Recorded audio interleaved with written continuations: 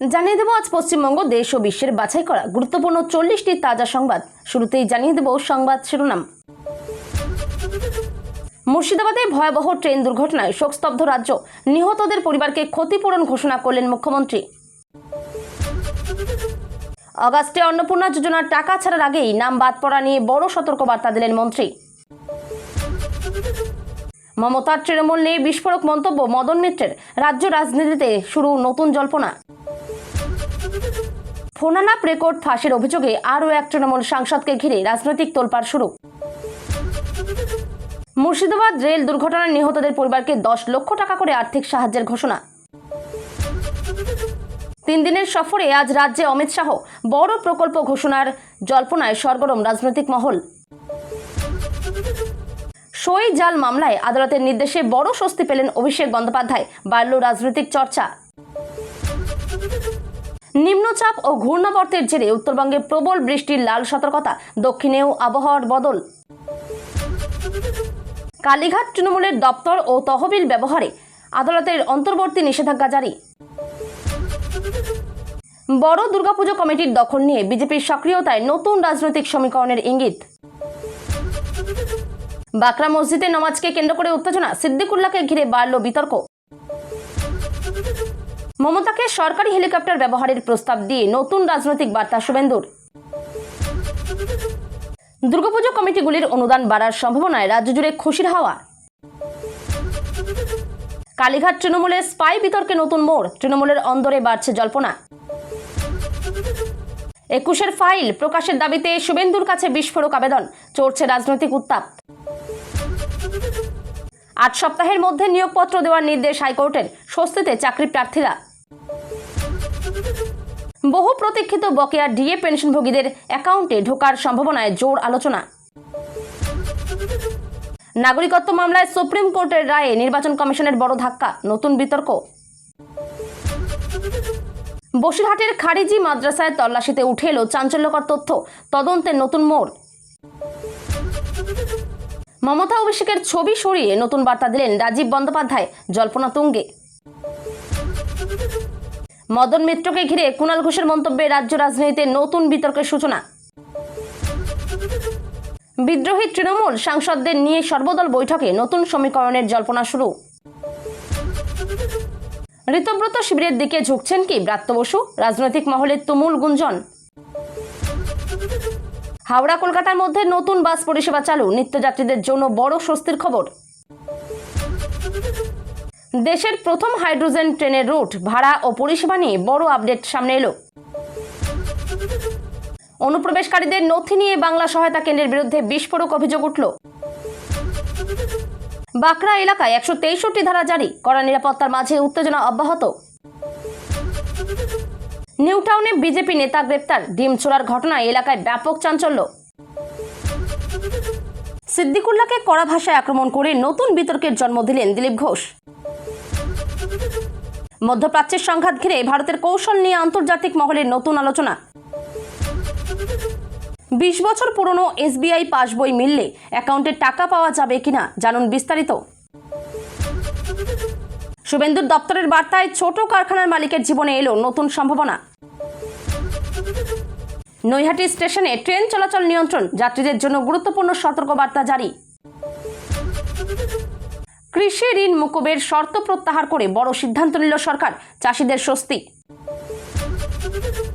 বিনা তারে ও বিনা ডিজেলে চলবে ভারতের নতুন প্রজন্মের ট্রেন, শুরু নতুন যুগ। জন্মের শংসাপত্রের বৈধতা নিয়ে নতুন বিল আনতে চলেছে সরকার, বাড়ছে আলোচনা। ঋতব্রত তৃণমূলে যোগের পর কালীঘাট তৃণমূলের কর্মসূচিতে দেখা গেল মদন মিত্রকে। সোনম ওয়াংচুককে ঘিরে ভাইরাল ভিডিও প্রকাশ্যে আসতেই নতুন বিতর্কে আমির। মেজিয়া থেকে শিল্প ইস্যুতে মমতাকে কটাক্ষ করে নতুন বার্তা দিলেন শুভেন্দু অধিকারী। এতক্ষণ শুনছিলেন সংবাদ শিরোনাম। বিস্তারিত খবর শোনানোর পূর্বেই আপনাদের কাছে করব একটি ছোট্ট অনুরোধ, আমাদের চ্যানেলে নতুন হয়ে থাকলে চ্যানেলটি সাবস্ক্রাইব করে পাশে থাকবেন। আসছি বিস্তারিত খবরে। মুর্শিদাবাদে ঘটে যাওয়া মর্মান্তিক ট্রেন দুর্ঘটনায় রাজ্য জুড়ে শোকের পরিবেশ তৈরি হয়েছে। দুর্ঘটনার খবর প্রকাশ্যে আসার পর প্রশাসন দ্রুত উদ্ধার ও ত্রাণ কাজ শুরু করে। আহত যাত্রীদের নিকটবর্তী হাসপাতালে ভর্তি করা হয়েছে এবং তাদের চিকিৎসার জন্য প্রয়োজনীয় ব্যবস্থা গ্রহণ করা হয়েছে। দুর্ঘটনায় প্রাণহানির ঘটনায় গভীর শোক প্রকাশ করে মুখ্যমন্ত্রী মৃতদের পরিবারের জন্য আর্থিক সহায়তার ঘোষণা করেছেন। ক্ষতিগ্রস্ত পরিবারগুলিকে 5 লক্ষ টাকা করে ক্ষতিপূরণ দেওয়ার কথা জানানো হয়েছে। পাশাপাশি আহতদের চিকিৎসার সমস্ত দায়িত্ব প্রশাসনের পক্ষ থেকে নেওয়ার আশ্বাস দেওয়া হয়েছে।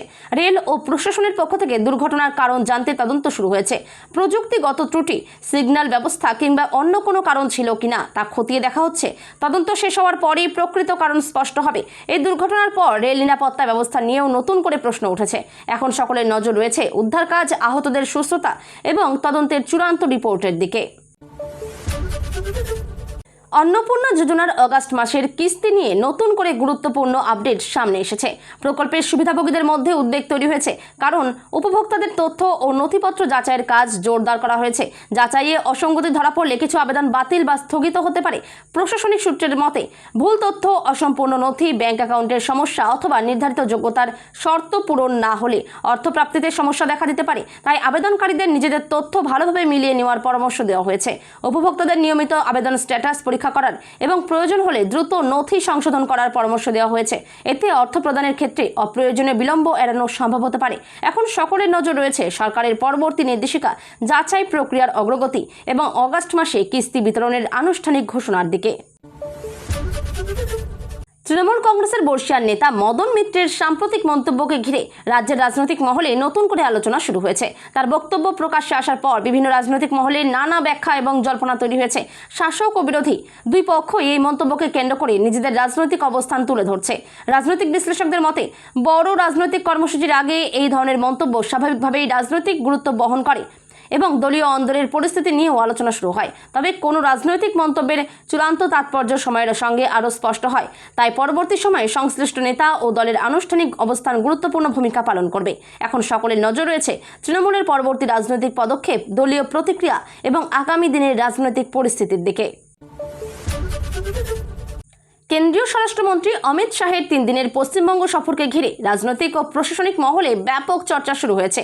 এই সফরে একাধিক সরকারি ও সাংগঠনিক কর্মসূচিতে তার অংশ নেওয়ার কথা রয়েছে। সফরকে ঘিরে নিরাপত্তা ব্যবস্থাও জোরদার করা হয়েছে।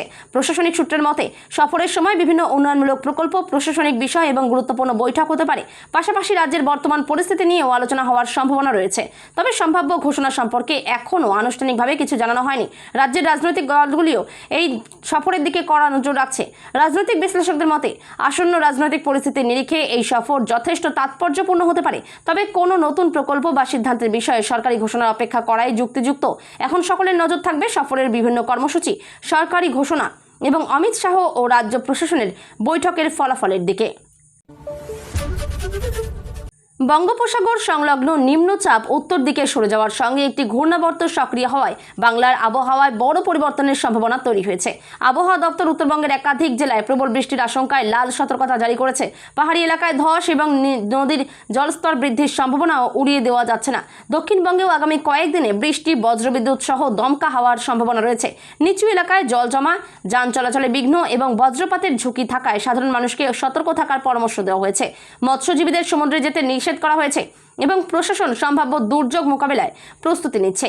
কৃষকদেরও আবহাওয়ার সর্বশেষ আপডেট অনুসরণ করার পরামর্শ দেওয়া হয়েছে। এখন সকলের নজর থাকবে আবহাওয়া দপ্তরের পরবর্তী বুলেটিন, নিম্নচাপের গতিপথ এবং বৃষ্টির তীব্রতার দিকে। রাজ্যের অবসরপ্রাপ্ত সরকারি কর্মচারীদের বকেয়া মহার্ঘ ভাতা নিয়ে আবারও নতুন আলোচনা শুরু হয়েছে। পেনশনভোগীদের মধ্যে জল্পনা তৈরি হয়েছে যে বকেয়া অর্থ প্রদান সংক্রান্ত বিষয়ে গুরুত্বপূর্ণ অগ্রগতি হতে পারে। তবে বিষয়টি নিয়ে এখনও আনুষ্ঠানিক সিদ্ধান্ত বা নিশ্চিত ঘোষণা প্রকাশিত হয়নি। বকেয়া ডিএ সংক্রান্ত বিষয়টি দীর্ঘদিন ধরেই আইনি ও প্রশাসনিক আলোচনার মধ্যে রয়েছে। পেনশনভোগীরা সরকারের পরবর্তী পদক্ষেপ এবং সংশ্লিষ্ট আদালতের নির্দেশের দিকে নজর রাখছেন। চূড়ান্ত সিদ্ধান্তের উপরই অর্থ প্রদানের সময়সূচি নির্ভর করবে। বিশেষজ্ঞদের মতে, এ ধরনের বিষয়ে শুধুমাত্র সরকারি বিজ্ঞপ্তি বা আদালতের নির্দেশকে চূড়ান্ত হিসেবে ধরা উচিত। তাই কোনো সম্ভাব্য সময়সীমাকে নিশ্চিত তথ্য হিসেবে ধরে নেওয়া ঠিক হবে না। এখন সকলের নজর রয়েছে সরকারের আনুষ্ঠানিক ঘোষণা, আদালতের পরবর্তী নির্দেশ এবং বকেয়া ডিএ সংক্রান্ত চূড়ান্ত সিদ্ধান্তের দিকে।